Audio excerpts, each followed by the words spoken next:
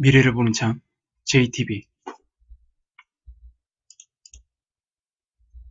안녕하세요. JTB 제이입니다. 오늘은 이번 주 발표되었던 주요 지표를 한번 살펴보고 간단하게 시장 점검을 하고 그냥 마무리하도록 하겠습니다. 먼저 제가 그 지난 영상 댓글 쪽에 저작권 관련해서 제가 언급을 해둔 게 있었거든요. 제 영상을 보시고 출처를 밝힌 상태에서 사용하는 거는 상관이 없어요. 상관이 없는데 출처도 밝히지 않고 마치 자신이 만든 것처럼 해서 사용하는 건 불법입니다. 제가 하도 어이가 없어가지고 일단 증거 자료를 다 취합을 해놨긴 해놨거든요.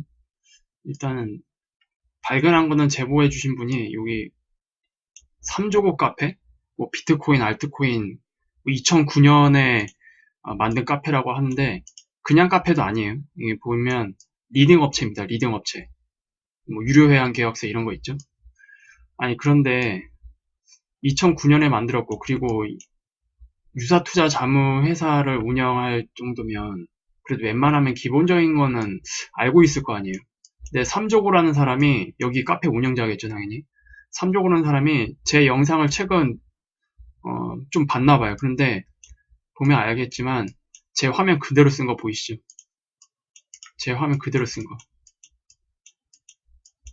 여기도 보면은 제 화면 그대로 쓴 거. 여기도 마찬가지고. 근데 출처가 없어요. 출처를 밝힌 곳이 없습니다. 이 자료를 어디서 가지고 왔다고 하는 그런 내용들이 없고요. 이것뿐만이 아니고 그 다음에 뭐 전체적으로 보면은 보면 이 하워드 막스 메모 제가 다뤘던 거 그대로 쓰고 있죠.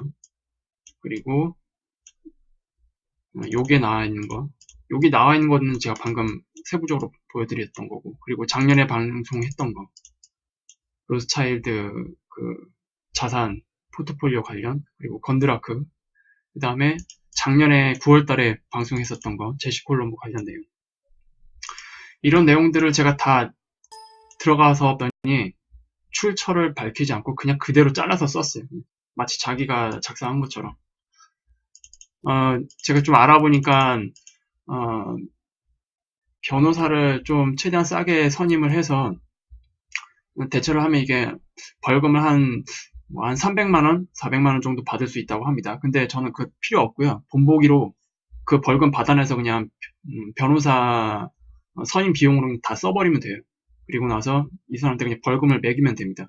이거 말고 제가 자세한 그 화면 출처 통째로 그냥 주소랑 이거 다 남기도록 제가 스크린샷을 지금 다 이렇게 확보를 해놨거든요. 이제 이 사람이 이거를 내려도 소용이 없습니다. 이미 제가 증거를 확보를 해놨기 때문에 지금 이 영상을 또 보고 있을 거예요. 아마도 아마도 보고 있을 텐데 일주일 안으로 정식으로 사과를 하고 그 내용을 다 내리던지 또는 정식으로 사과하고 그 내용을 쓰고 싶으면 제 영상 우측 그 동영상에 우클릭을 하면은 소스 코드가 있습니다. 영상을 그대로 HTML 방식으로 바로 이렇게 복사를 해서 쓸 수 있게 그러면 자동으로 출처까지 다 남기거든요. 그렇게 쓰던지 어쨌든 출처를 밝히고 좀 제대로 쓰던지 이런 식으로는 조금 곤란합니다. 제가 일주일 시간 드릴게요. 제가 바로 진행은 안 하고 분명히 일주일 시간 드린다고 말씀드렸습니다. 일주일 뒤에도 바뀐 게 없다. 그럼 바로 벌금 맞을 준비하시면 될 것 같네요. 아마 제가 저 카페 말고 다른 데도 분명히 있을 거예요, 지금. 분명히 다른 데도 있을 거고, 물론 출처를 밝히고 사용하는 거는 상관이 없습니다. 그거는 뭐 법적으로 문제가 되지 않고 있기 때문에. 출처를 밝히지 않고 사용하는 다른 곳이 분명히 있을 텐데, 아무튼, 이런 거는 조금 영상을 제작하는 사람 입장에서 힘을 빠지게 해요. 제발 좀, 최소한, 기본적인 거는 좀 지키고 삽시다. 그리고 그렇게 그 유사 투자 자문처럼 좀 그런 장사를 하는 사람이 어떻게 이런 짓을 할 수 있는지 좀 이해를 저는 못 하겠는데, 좀 답답하네요. 분명히 제가 일주일 시간을 드린다고 했고, 다음 주 금요일까지 어떤 조치가 내려져 있지 않으면 바로 진행을 하겠습니다. 금주 주요 지표부터 설명을 해드리겠습니다. 이제 우리나라 그 수출입 관련 지표가 나왔는데요. 이제 연간 작년 대비 수출 같은 경우에는 마이너스 13.5%가 하락을 했습니다. 원래 예상치는 마이너스 12%였고 이전 기록이 마이너스 9.5%였거든요. 다 이거보다 다 안 좋게 나왔습니다. 다. 그리고 수익 같은 경우에도 줄었죠. 마이너스 11.1%.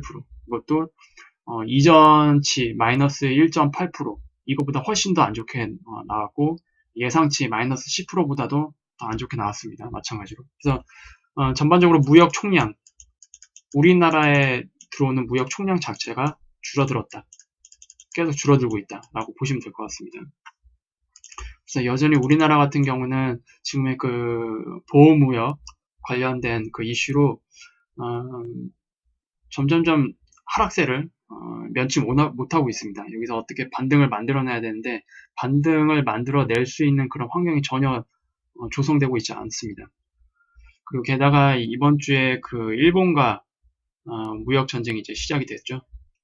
물론 정치적인 보복 행위로서 진행이 된 거지만 어쨌든 이거는 뭐 경제적으로 우리에게 타격을 줄 수 있고 그리고 일본도 역시 당연히 타격을 입겠죠. 왜냐하면 자신의 그 수출 품목을 줄이는 거기 때문에 일본 자국 기업에게도 타격이 가는 내용입니다. 결국 우리도 안 좋고 상대방도 안 좋고 그리고 이것이 장기화될 경우 우리나라와 일본 간의 그 문제가 아닙니다. 이건 또 그 외쪽 반도체 관련에서는 우리나라도 시장 점유율이 어느 정도 있기 때문에 이거는 또 해외로 2차적인 피해가 발생을 할 수가 있습니다. 장기화될 경우. 그래서 이게 만약에 4분기까지도 지속이 된다. 지금 일본에서는 전혀 물러날 그런 생각을 가지고 있지 않고 오히려 확대하려고 하고 있기 때문에 이것이 4분기까지 넘어간다면 반드시 타격이 올 수밖에 없습니다. 우리나라도 그렇고.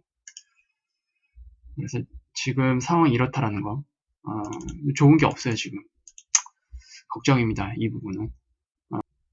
그리고 유럽과 이제 미국의 PMI 지수가 발표가 됐는데 일단 이탈리아부터 보겠습니다. 뭐 이탈리아는 좋을 수가 없겠죠. 이탈리아 같은 경우에는 48.4 이전 기록보다도 낮고 예상치보다도 낮고 그리고 프랑스 역시도 마찬가지입니다. 이전 지표와 예상치보다 다 뭐 소폭이지만 어쨌든 낮게 나왔습니다. 계속 하락 추세를 유지하고 있는 상태입니다. 그리고 독일 역시 예상치와 그 이전 수치보다 더 낮아진 모습을 볼 수 있는데 뭐 이건 독일이 이렇다라는 거는 뭐 유럽 전반적으로 다 그렇다라는 얘기겠죠. 그래서 유럽 전체 유로존의 제조업 PMI 지수도 보면은 계속 하락을 하고 있습니다. 계속 하락 추세를 유지를 하고 있고 지금 이 수치는 아마 지금 이번 사이클에서 거의 최저점에 해당되는 수치가 아닌가 그렇게 보고 있습니다. 그리고 영국도 마찬가지로 이전 수치 예상치보다 다 낮게 나왔죠. 그래서 유럽 전체가 다 거의 경기 침체를 계속 향하고 있다. 제가 1분기쯤에서도 말씀을 드렸었죠. 이미 침체 초입에 들어갔다. 유럽 같은 경우에는. 그래서 지금 PMI 지수로도 보면은 그런 과정에 있는 것으로 계속 나타나고 있습니다. 그리고 이제 미국 같은 경우 ISM 제조 신규 주문 건수가 역시 줄어들었어요. 지금 이제 딱 50이죠. 이제 50 밑으로 내려가면은 이 부분에 대해서도 이제 수축 국면으로 전환이 됩니다. 그래서 예상치와 이전 수치보다 큰 폭으로 좀 하락을 한 상태입니다. 그리고 반면에 그 ISM 제조업 지수 같은 경우에는 예상치보다는 소폭 올랐습니다. 하지만 이전 수치보다는 낮아졌죠. 어쨌든 하락 추세가 유지가 되고 있습니다. 어쨌든 이전 수치보다 낮아진 상태이기 때문에 예상치보다 살짝 좋지만 이전 수치보다는 계속 낮은 발표를 하고 있습니다. 그래서 이거는 뭐 객관적으로 봤을 때 좋은 건 아닙니다. 어쨌든 하락 추세가 계속 유지가 되고 있고 저점이 낮아지고 있기 때문에 그리고 ISM 제조 가격도 보면은 크게 하락을 하고 있죠. 이전 수치보다 낮아진 상태입니다. 그리고 ISM 비제조업 주문 같은 경우에는 55.8, 이전 수치가 58.6이었어요. 이것도 마찬가지로 큰 폭으로 지금 하락한 상태입니다. 그래서 전반적으로 주요 지표 같은 경우에 계속 하락 추세를 유지를 하고 있습니다. 지금이 이제 7월 초죠. 이제 7월 말 FOMC 전에 발표되는 그 주요 지표들을 이제 확인을 해야 됩니다. 이때도 지금의 흐름이 계속 이어진다면 FOMC에서 금리 인하를 단행할 그런 근거가 오히려 더 많아진다는 뜻이겠죠. 그렇게 지금 흐름이 어쨌든 계속 안 좋은 흐름세를 이어가고 있다라고 보시면 될 것 같습니다. 그리고 연방기금금리 선물 시장을 볼게요. 이 내용은 저번 금요일날 G20이 열리기 직전에 이게 71%였습니다. 0.25% 금리 인하. 이게 71% 정도였고 이제 미중 간 앞으로 실무 협상을 좀 더 진행을 하자라는 식으로 끝났잖아요. 그래서 월요일날 이게 거의 80%까지 올라갔었어요. 그런데 다시 69.3%로 바뀐 겁니다.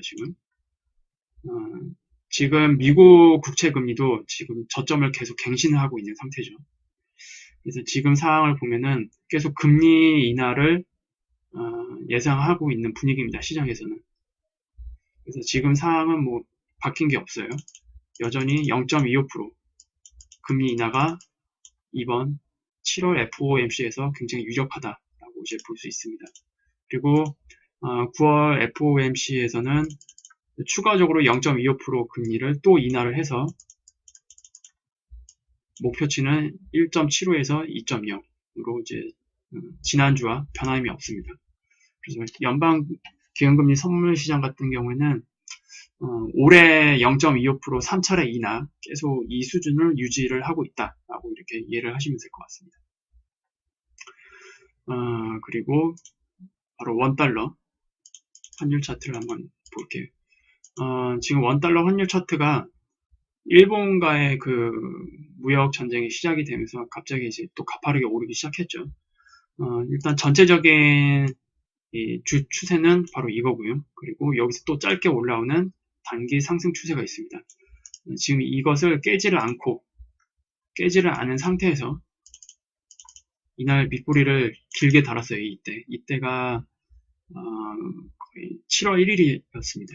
7월 1일이었는데 이때 밑꼬리를 길게 달았지만 이탈을 시키지 않고 종가상 이탈을 시키지 않고 다시 추세 안으로 들어온 상태로 계속 상승세를 유지를 하고 있습니다. 그래서 지금 계속 올라갈 확률은 이대로 쭉 올라갈 확률은 그렇게 높게 보진 않고요. 여기서 이렇게 눌림이 어느 정도 좀 나온 상태에서 다시 올라가는 모습이 나올 경우에는 다시 한번 이때 수준의 환율에 근접할 수가 있습니다. 그래서 지금 이 정도의 흐름이 나오려면은 대략적으로 3분기 후반 정도는 가야 될 것 같거든요. 지금 흐름으로 봤을 때는. 그래서 3분기 후반이 될 때까지도 일본과의 그 무역 전쟁이 계속 지속이 된다면 이제 그때부터는 우리가 미리 비축해뒀던 반도체 관련 재고 수량이 다 소진이 됩니다. 그렇게 되면 우리가 또 실질적으로 이제 타격을 입기 시작하는 시기가 되거든요. 그때랑 맞물릴 것 같습니다. 그래서 지금 여기서 내려오는 단기 하락 추세를 어떤 식으로 돌파를 하는지 그 부분을 지켜보시면 될 것 같고, 여기서 올라오는 단기 추세를 이탈하지만 않는다면 계속 환율은 계속 상승 압력을 받을 수밖에 없을 것 같습니다. 그리고 선물 시장을 살펴보겠습니다. 우리나라 선물 시장 같은 경우에는 제가 지난번에 말씀을 드렸을 때 280 근처에서 일단 단기적으로 이 반등이 좀 마무리될 거다라고 제가 말씀을 드렸죠. 근데 이때 갭상승을 했습니다. 갭상승을 했지만 바로 밀려버렸어요.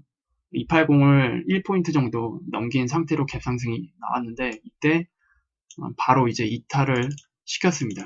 지금 제가 추세선을 좀 세부적으로 다시 그었습니다. 일단 여기서 올라오는 이 추세, 이것을 이제 결국 이탈을 시켰고, 그리고 전체적인 이 추세대를 보면은 이런 식으로 여기서 이 꼬리까지 정확하게 그었더니 이제 이런 식으로 나왔습니다. 그래서 평행한 이런 상승 추세대가 이렇게 만들어진 상태에서 이 추세는 이제 이 추세대의 중심 추세선입니다.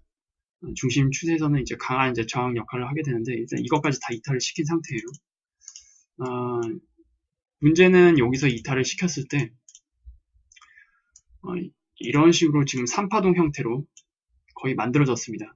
이것이 만약에 5파동 형태로 여기서 뭐 반등을 이런 식으로 이어갔다면 5파동 하락이 만들어졌겠지만 어쨌든 지금 5파동 하락은 아닌 걸로 좀 보여지고 있거든요.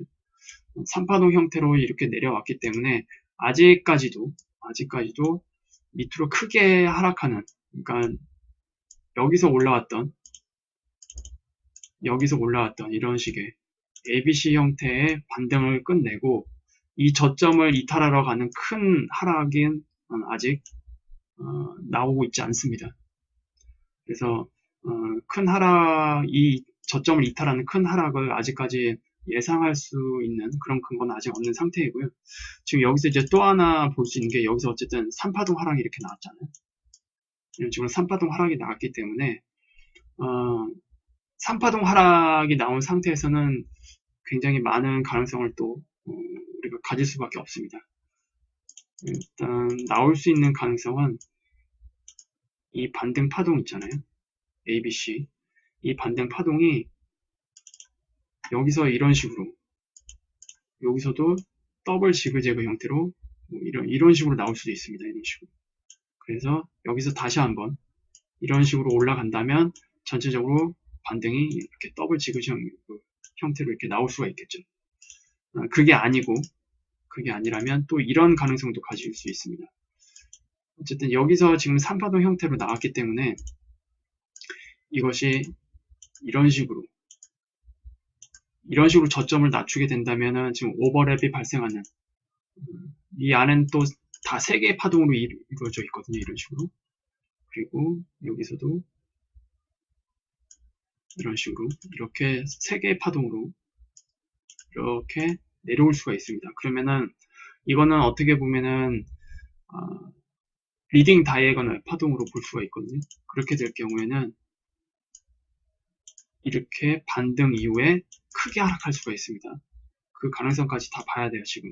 그래서 지금 상태에서는 바로 큰 하락을 염두에 두기보다는 시장이 위아래로 방향을 조금 명확하게 제시하지 못한 상태로 좀 시간을 보낼 가능성이 있습니다.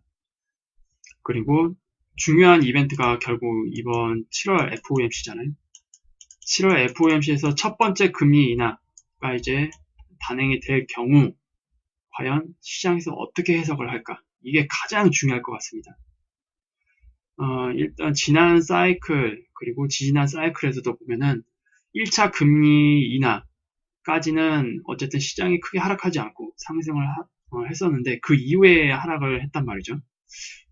물론 그거는 공식이 아닙니다. 공식이 아니고 그냥 하나의 경향이라고 볼 수 있겠죠. 그거를 그대로 공식처럼 이해를 하시면 안 됩니다.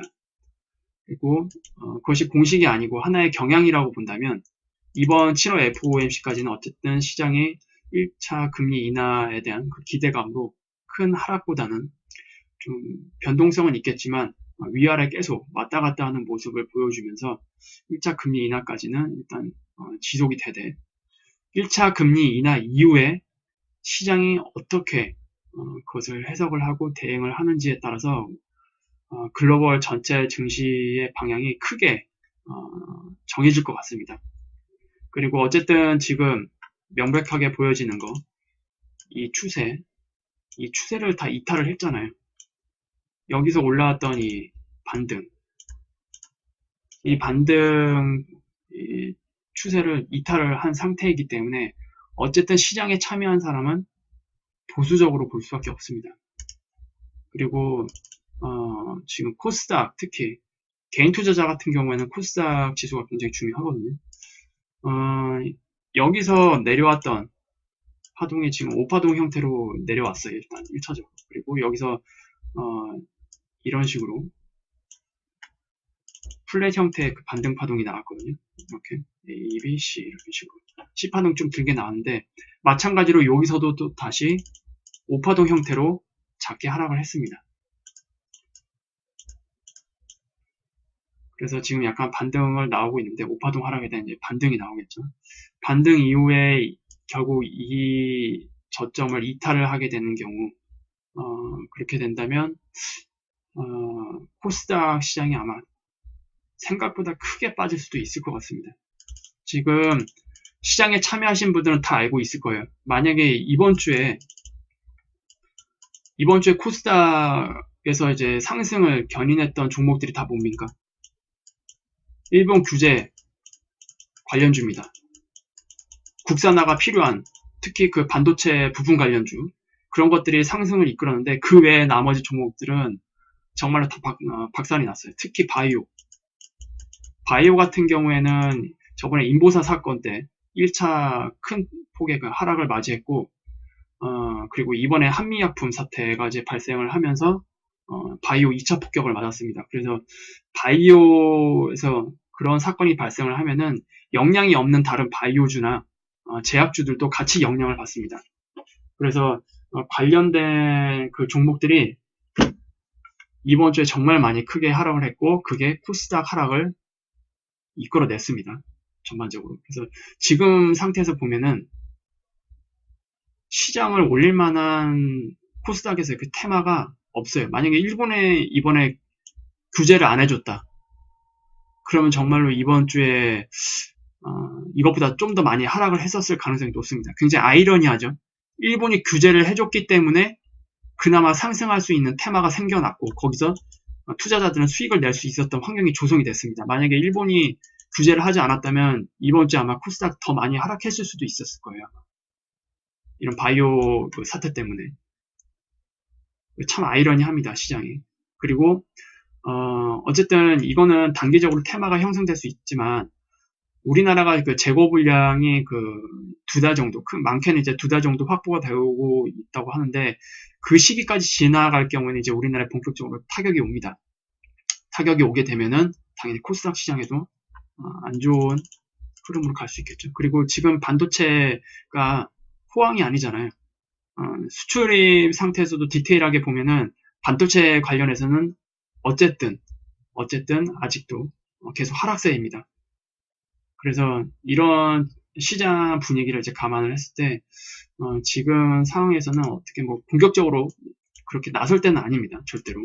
코스닥이든 선물이든 지금 상태로 보면은 보수적으로 시장을 봐야 되고 시장에 참여하시는 분들은 짧게 대응을 하는 게 안전한 상태입니다. 그리고 마지막으로 이제 미국 시장을 볼게요. 미국 시장 같은 경우에는 어제 인디펜던스 데이 때문에 휴장이었어요. 하지만 미국 선물 시장은 이제 계속 유지가 됐었습니다. 인디펜던스 데이 직전에 어쨌든 미국 그 선물 시장에서 트럼프에게 선물을 줬죠. 3,000포인트라는 달성. 최고가 지금 3.6 이렇게 찍혀 있는데 어쨌든 제가 언급했던 3,000포인트는 일단 달성을 했습니다. 그리고 여기서 올라오는 이 고점을 연결한 이 저항이 되거든요. 이 수치가 보면은 대체적으로 3,022에서 3,025 뭐 그 수준이 됩니다. 지금 3,026 3,000 어쨌든 3,025 이 위아래 여기에 이제 지금 저항이 조금 보이고 있는데 이때 1차 금리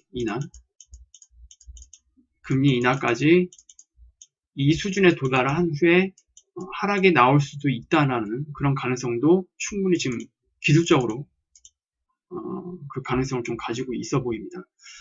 여기서 어떻게 움직이는지가 굉장히 중요할 것 같아요. 이 저항 라인에서. 과연 이것을 강하게 돌파를 할지 아니면 저항을 막고 밑으로 크게 하락하는 오파동 하락을 만들 것인지 그게 굉장히 중요할 것 같고 그리고 가장 중요한 거는 지금 상태에서 이겁니다. 이 추세. 제가 계속 강조를 해드렸죠. 이것을 이탈하지 않는 한 미국 시장 같은 경우에는 큰 하락을 예상을 할 수가 없습니다. 이 추세를 언제 이탈하는지가 굉장히 중요할 것 같고, 그 위로는 여기 보이는 이 저항 추세에서 어떻게 움직이는지 그 부분을 다음 주와 다다음 주 앞으로 그 2주 정도를 좀 중요하게 지켜보면 될 것 같습니다.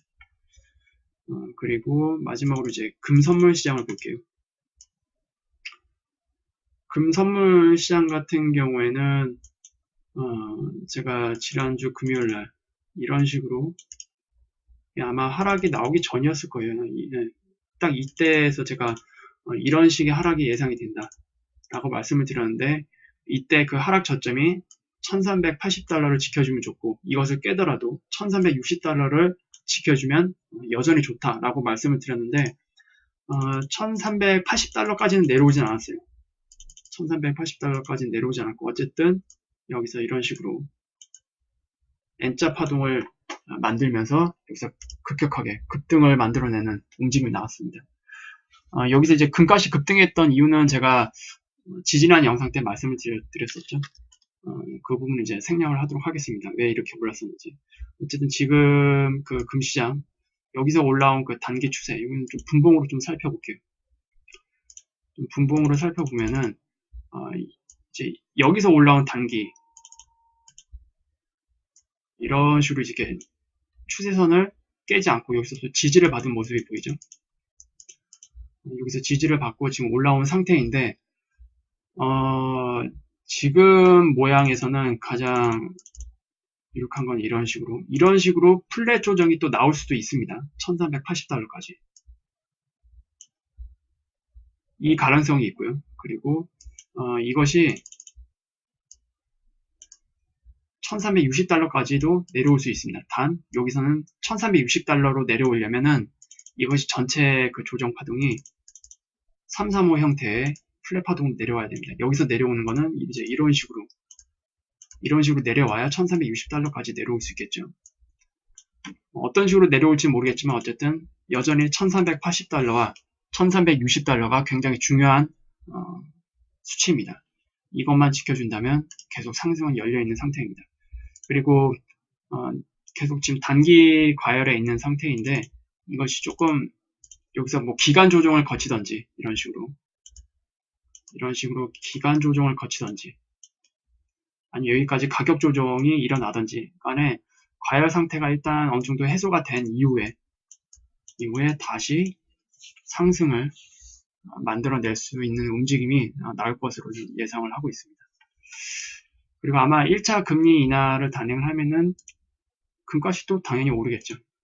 어쨌든 본격적인 침체가 일어나기 전까지 금리 인하 사이클이 계속 지속이 되고, 시장의 그런 기대감에 따라서 FOMC가 그렇게 움직여준다면 금값은 앞으로 더 오를 가능성이 여전히 높습니다. 주봉 상태도 이제 보다 보면 지금 마지막 이 고점이 바로 이때 고점이거든요. 이게 거의 마지막입니다. 마지막 저항. 이것을 뚫게 된다면 장기적으로 봤을 때는 여기까지는 일단 가야 돼요. 여기까지 일단 가야 되는데, 여기까지가 뭐 금방 도달할 수 있을 것 같진 않고, 뭐 상승 하락을 반복을 하면서 도달을 하겠죠. 그리고 여기까지 올라가더라도 이 시기 때쯤에는 아마 본격적으로 침체가 올 수도 있습니다. 그렇게 되면은 금과 은 선물 시장에서도 조정이 나올 수밖에 없겠죠. 자산 디플레 그 영향으로 인해서. 근데 여기까지 올라간 이후에 그런 현상이 발생해서 상승분을 반납을 하더라도 이것만 지켜준다면 그 이후 4차 양적 완화가 시작이 될 때쯤에 이 고점을 갱신을 하는 엄청난 상승 분위기를 만들어 줄 것으로 예상을 하고 있습니다. 그래서 장기적으로 봤을 때는 여전히 금과 은에 나쁜 것은 없다라고 저는 개인적으로 그렇게 생각을 하고 있습니다. 날씨가 지금 많이 더워졌네요. 날씨가 많이 더워졌는데 건강관리 잘 하시고요. 즐거운 주말 보내시기 바라겠습니다. 유익한 영상이 되셨다면 구독, 알람, 좋아요 부탁드리고요. 다음 주 월요일날 다시 찾아뵙도록 하겠습니다. 감사합니다.